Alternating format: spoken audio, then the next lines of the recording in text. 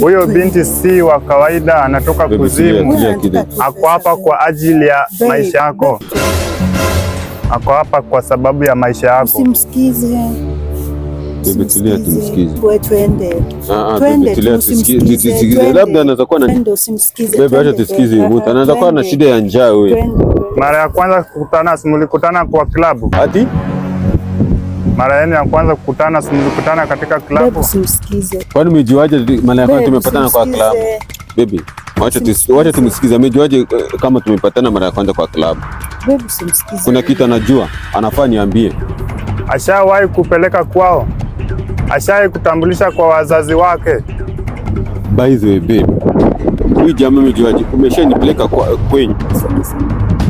Najaribu kukuambia unanipiga machenga chenga. Hata na leo ndio nimeshangaa umekuja mchani. Amejuaje tulipatana mara ya kwanza kwa club? Kama uniamini, basi chukua hii. Gonga katikati ya mguu yake.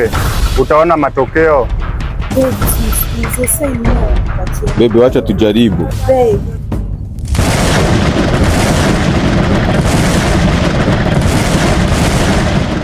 Jesus, amepotea. Ameenda wapi? Amepotea.